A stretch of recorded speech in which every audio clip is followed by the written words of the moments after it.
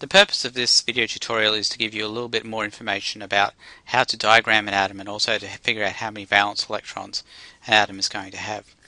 Now here's the way that we can do this, and this pretty much mirrors example 2 in module 1. So if we take a look at carbon, for example, and we find out where it is on the periodic chart, this is the same periodic chart as you have access to in the module 1 folder, and you can see carbon is here, and it's pretty clear carbon has a 6 as the atomic number, and it has an atomic mass of 12.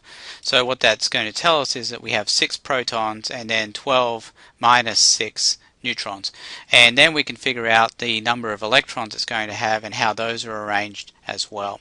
Alright, so looking at how we'd handle that, we look at carbon first and we say that the atomic number or number of protons, this is for A, number of protons equals 6. That's again the atomic number of carbon, or this number up here usually in the periodic chart. The number of neutrons will be given by the mass number, which when rounded will be 12. There's 12.01 on the chart, but it becomes 12 here. Now the reason it's 12 and not some other number is that it gets rounded to the nearest whole number. And the reason it's 12.01 is because carbon is actually carbon 12 and carbon 13 and carbon 14. It's a mixture of all of those, and this one is about 98.9%, this one's about 1.1%, and this one is 0.0005%. This one's a radioactive one. And when you take into account the masses of each of these and take into account their natural abundance, it comes out to a number that's greater than 12, because you've got 13 and 14 to deal with as well. But we're only interested in the main isotope of carbon, which will be carbon 12. So you always just have to go ahead and round it to the nearest whole number in those cases. Alright, I'm just going to go ahead and delete that. Alright, so moving on. So the number of neutrons here will be 12 minus 6, because 12 is the mass of the entire atom. You've got to remember electrons don't weigh anything, it's only protons and neutrons that weigh anything. So be 12 for the total mass, which is protons and neutrons. If we subtract out the protons, all we're left with is the neutrons, so that'll be 6 as well. Now the number of electrons we have will equal the number of protons, so that we can have electrical neutrality. We've got to have as many electrons, which have a negative charge, as we have protons, which have a positive charge. The neutrons, of course, have, according to their name, have zero charge, have no charge, so they're not going to affect the charge at all. Alright, so the nucleus of the atom, as we said, consists of 6 protons, which I'll make plus signs, and then 6 neutrons, which I will represent as being zeros. Alright, so it's got 6 protons and 6 neutrons. Now we've got to figure out the electron configuration. Now the way it works out is we're going to have a first row. This is a nucleus here. This is the first row. In the first row we're going to have 2 electrons. Now we're going to have a total of 6 here. We've already used 2. So in the second row we're going to have 4. It'll be 1, 2, 3, and 4. And customarily we put the electrons in pairs. Now, it's not necessary for you guys to do that, but we customarily do that. Alright, so now we've got to see how I did this. Now what I want you to do is take a look at the periodic chart, and what you'll see here is in the first row we've got two elements. That tells you there's going to be 2 electrons in the first row. Down here we've got 1, 2, 3, 4, 5, 6, 7, 8 elements. That tells you there's going to be a total or a possible 8 electrons in the second row. In the third row we've got 1, 2, 3, 4, 5, 6, 7, 8. So there's possibly 8 electrons in the third row as well. Now after that things get a little bit hairy, but up to there we're pretty sure of what's going on. Now you can only have, of course, as many electrons as you have electrons to play with. In the case of carbon we only have 6 total, so we've got 2 here, 1, 2 in the first row, and then 1, 2, 3, 4 in the second row. Now it's the second row electrons that are the valence electrons. So the total number of valence electrons in this case will be 4. 1, 2, 3, 4. Now what that means is that we can very easily tell how many valence electrons there are a little bit more easily just by looking at the group number. You see carbon is in group 4 and you see how it goes 1, 2, 3, 4. And the reason we have group numbers is because it does match the number of valence electrons we have in any given element. So we can just say, well, it's 1, that's 2, 3, and 4. So we expect to see 4 valence electrons in carbon. And of course, when we go ahead and do the electron configuration, it does indeed turn out to be 4 valence electrons.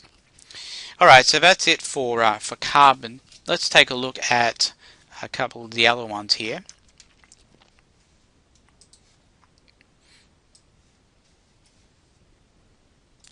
And we'll look next at magnesium. And you can see for magnesium we have we'll go back over here to the periodic chart. We've got a total of 12 here for the atomic number, and you can see that the atomic mass is 24. Remember, the 24 is both it's both protons and neutrons. Electrons don't weigh anything, so we'll be able to figure out the number of neutrons from that as well. And then we can go ahead and do the electron configuration too. Alright, so applying the same principles we did before, and this is for part B now, the number of protons would be 12. This is for magnesium. The number of neutrons, now it said 24.30. Remember, that's a combination of all the different kinds of magnesium that we have, all the different isotopes as we call them, and that's going to be 24, which is 24.30 rounded to a whole number, minus 12, which is going to be 12. Whoops. And of course the number of electrons will equal the number of protons, and that's going to be 12 as well. And then what we do is we go ahead and we put the nucleus in. We're going to have, I'm not going to draw them all out, but there'll be 12 pluses and there'll be 12 of these as well. Then in the first row we're going to have 2 electrons. And in the second row, now we're going to have a total of 12. Now, as I said earlier, we can have 8.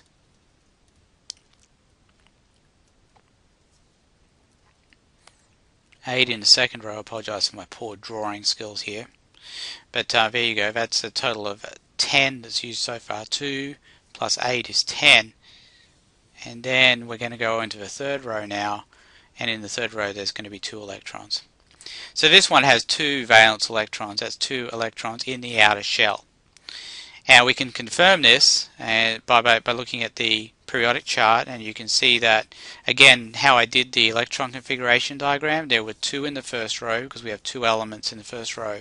We have 8 elements in the second row, so there are 8 electrons in the second row. And then we have 2 electrons in the third row. So these 2 were the valence electrons. So magnesium comes out to 12, and you'll see it's in group 2, and that matches the number of valence electrons we have. So that's how we can confirm that. So going back over here, number of valence electrons here is equal to 2. Alright, we'll do one more, and that'll be chlorine.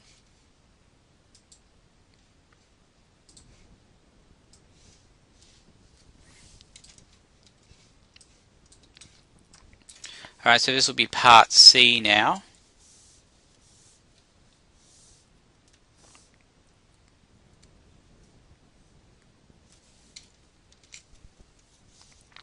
Alright, so the number of protons and the number of neutrons, and we'll do the number of electrons again. And this will all be for chlorine over here.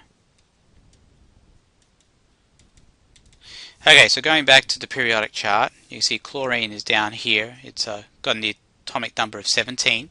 You can see that the atomic mass here is 35.45, and again, chlorine is a mixture mainly of chlorine 35 and chlorine 37, and it's about a 1:3 ratio, or 1:2 ratio of each of those, and it turns out that the average of all of those masses comes out to 35.453, and what we're going to do is go ahead and round that to 35. So we've got 17 for number of protons, we've got 35,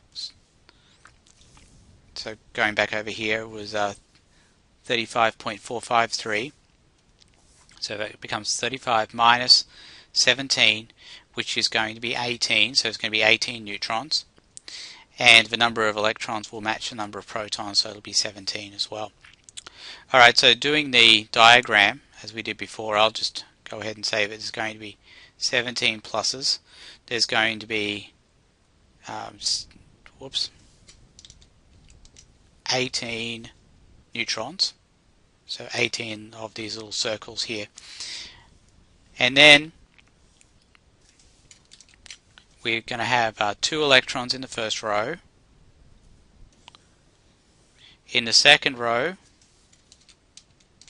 try something a little bit better here, there we go, it's better.